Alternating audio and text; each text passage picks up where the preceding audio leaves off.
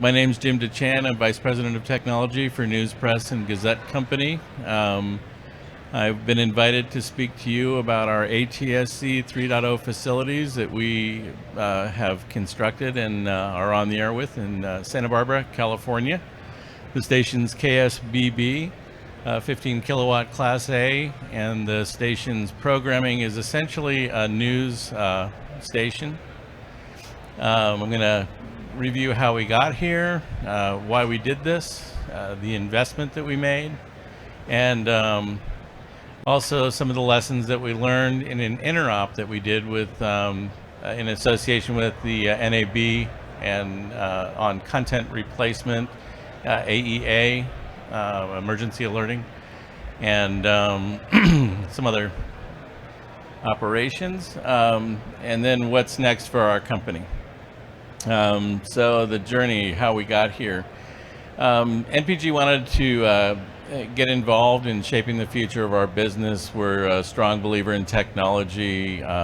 We see the direction of the business as a news channel, a news content originator, and also as a legacy newspaper company, that things are moving towards applications and people are consuming content that way. We feel that 3.0 has the potential to do that, and so we wanted to invest in that future and control some of the way the technology came together, and also understand it better ourselves when it came time to do it.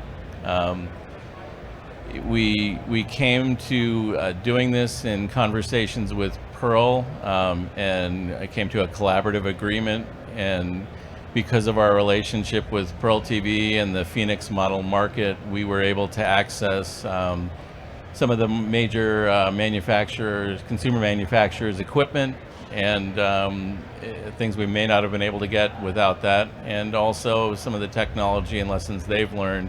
And we're working very closely. The Pearl Group and Phoenix model market were interested in us because we have a little different spin. We're on the West Coast. We're heavily engaged in our community and news, and we're also a privately owned company, so it's a little different than the larger groups that are currently involved with Pearl, and we do things a little bit differently.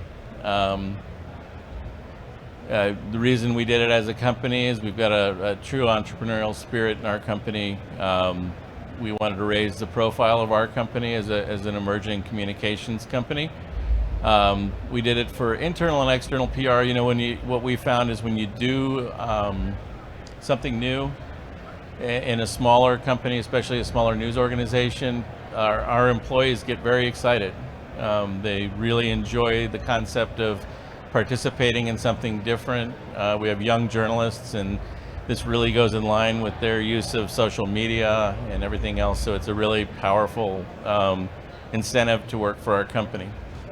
And also it's a long-term investment strategy. NPG is a publishing company, and their history is in long-term investment. They're not so much driven quarter to quarter by stockholders. It's a privately held company, and they know that a long-term plan pays off for the family and for the business. So they're really looking at this as the next step of remaining relevant as a media.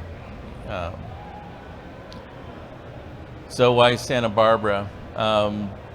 In Santa Barbara recently, or in the last couple of years, there have been several fires, floods, landslides, a lot of really, really intense events that affected the community.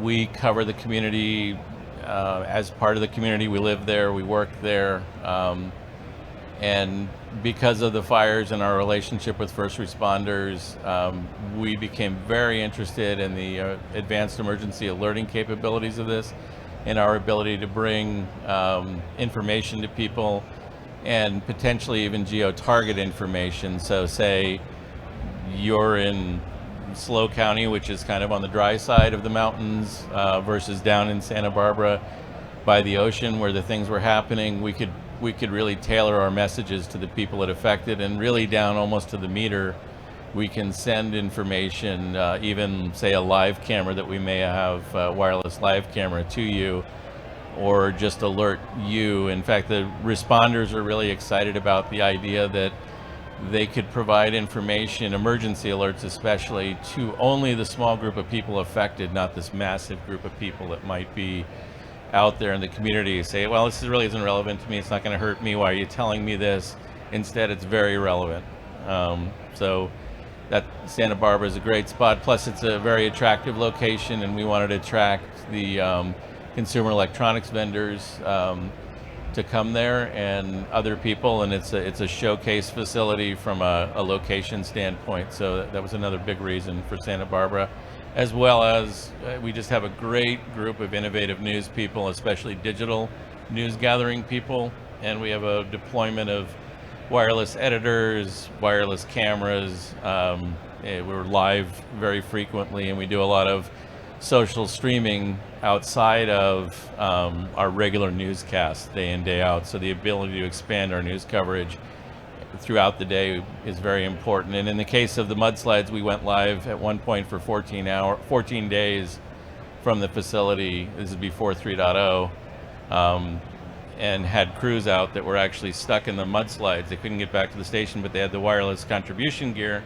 so they continue to contribute news. So it's really a model for what emergency alerting can do.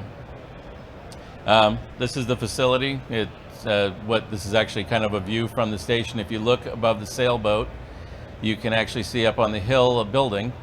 We are at the very top of that hill. It's called TV Hill. It's been there forever. It's KEYT is the larger call sign station, and KSBB is the Class A that we are using as our 3.0 station. We use we have a 24-hour news channel on the main station, and it's lighthoused on KEYT, so that nobody in the community lost 1.0 coverage, but everybody who had a receiver and all the testing can be done with 3.0, and eventually, hopefully, people will adopt the receivers and we'll be able to serve the community in a more meaningful way. Another view of the bay. Investment, how much did this cost? We had to purchase a new transmitter. It was about $90,000 installed, and it's a Gates Air transmitter. It runs very well. Fairly easy install, except the old antenna that we had at the station had been corroded by the ocean and being on the ocean, and so we had to actually rebuild that. That was a little bit of a special surprise during this process, but we managed to do it. We also had deployed about $140,000 worth of studio equipment. That's a scheduler, a route server, encoder from a TEM, and Unisoft, who's an integrator on the floor here, was kind enough to loan us that equipment. But if we had to do this all from scratch, we'd be, 230 in to get a station up and running with a new transmitter and all the equipment necessary to put our basic services on the air. We also had a lot of assistance from NAB and a company, OpenZNet, who has developed the framework for NAB, which allows people to use applications to watch television. So a lot of folks. Trevini has been there helping us with the guide and the AEAT. Eurofens has been there helping develop. We've got the folks from AWARN in the community helping us interface with all of the folks in the first responders, and then of course great folks from Samsung, LG, and Sony have been there, and we had a few surprise visitors, a company called AltaCast that makes set-top boxes, and some folks from Amazon. We work a lot with them on encoding products, and they're very interested in this technology as a future business model, working with ATSC 3 broadcasters. And we also have a TEM there who is a really good encoder manufacturer, very easy to work with, very innovative. This is a picture of the folks that were there. We did an interop with NAB back in February, which if you go over to Futures Park now, you can see the outcome of that. The purpose of the interop was really to test emergency alerting, content replacement, get all the sets that the folks all the different majors would provide. Could they receive the tech, this stuff? Could they decode it? Could they recognize a signal and replace content? Could they put up the emergency alerts? All the things we were trying to test. And in the end, we were successful. The event took 3 days. It's a very interesting facility. I call it the beach house. It looks like an old beach house, and we were all jammed into this tiny little conference room with a $1 million view. I mean, that's the front porch right outside this little conference room. It's gorgeous, and if you look down, you see all of Santa Barbara and the harbor. It was sort of inspiring for everybody.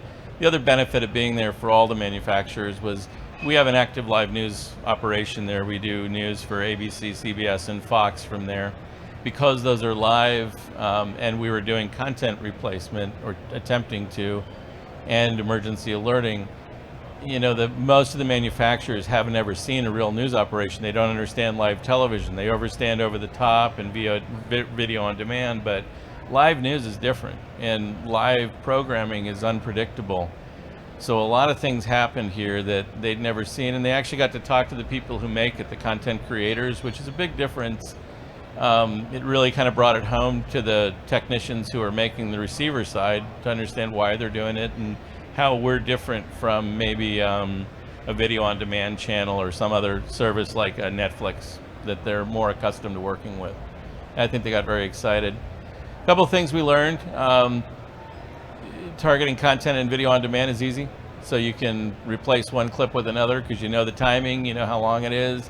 The mezzanine, everything's pretty smooth and simple. Everybody's doing it now. It's not that hard. Content replacement with live television is much more challenging. You're going to signal something that the application doesn't know when it's going to happen. So you've got to end a dash period, start up a new dash period. There's a lot of manipulation that happens inside the receiver, and all three manufacturers kind of go about it a different way.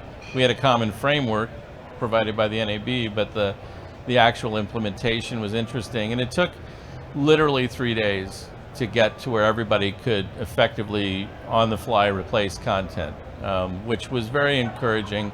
And also the NAB set-top box, which is their own gateway device that is another method that we believe people will use to receive 3.0 in the near future. But basically it's just a challenge because live TV is unpredictable. It's just unpredictable. The other thing is we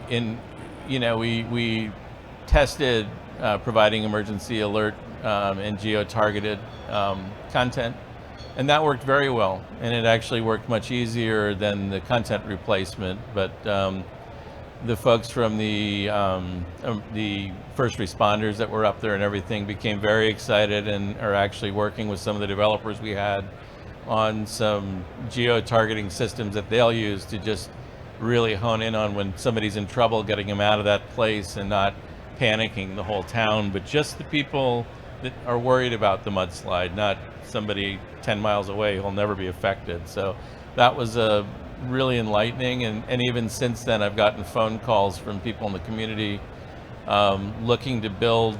I've got one fellow who's out of the Navy and he's building a device that'll predict the size of a fire or something else from a picture that you'd take on a cell phone, and we'll carousel that information out. And he's building receivers for first responders that they'll be able to use to get immediate information where it was taking 45 minutes to say the fire's growing over here. Now they'll get instant information through our signal, which again is real fulfillment of our mission of serving the community, and really stands out with this technology. And you have to understand, we have a couple of transmitters. Even at full blown, we'd have 3 transmitters to keep up, maybe 4 in this community. They're all on generator. That's much different than a cell disbursement where you have hundreds and even thousands of transmitters to serve the same geo region. We're able to keep that up and running much easier. So we traditionally will stay up. A broadcaster will traditionally stay on the air when a cell company may not be able to keep their plant running. And we also have local people. We don't bring people into service. That our people all live in the community. All of our engineers are there, and they're capable, and they know the terrain, and so very dependable. So the first responders are very excited, and they like working with us because we really respond to them. What's next? We're going to refine the targeted delivery of both programming and replacing content. We're also going to continue to work with the first responders. A lot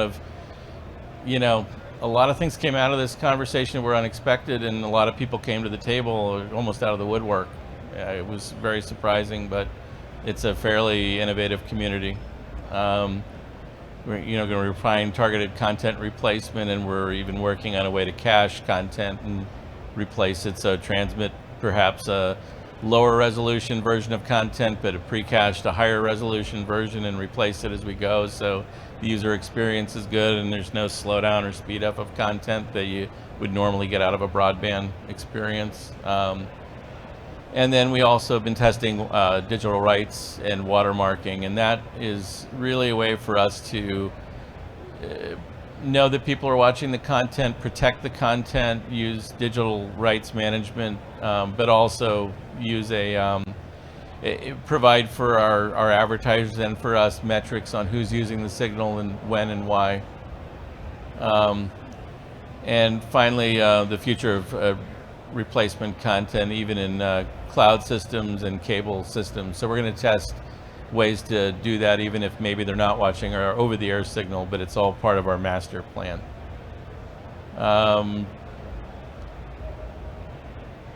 Basically, our goal is to provide rich news and entertainment experiences for everybody in the community, whether they're on a computer, in a mobile device, or over the air. We think 3.0 is going to facilitate that. We're very interested in content production, and I think that's a big part of the transition that'll come with new TV, because people we need to protect the content, but we also need to certify that the signal is real, because now there's a broadband pipe as well as an over-the-air pipe into your device, and if we're giving you emergency information, you want to make sure that it's accurate, not a false feed or redirect. The ability to target content is, again, important, and real-time user metrics are important. That's different. Today we rely on different rating services to tell us what people are doing. They're taking a small sample. We want to know for sure what's being used and react to that, or use that to enhance the end user experience. The things you'll see, next gen TV, we're going to be doing ultra high definition, all that, and realistically the future's here. Boy, that just rolled through those slides quick, but anyway, that's pretty much it. Thank you all for listening to me. I hope you got something out of it. Are there anybody have any questions, or you want to?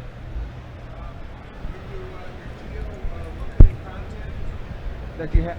You got it? Yeah. Test. Your geo content that you provided, how close were you to defining the area? Are we talking within miles you were there, or less when you fenced it?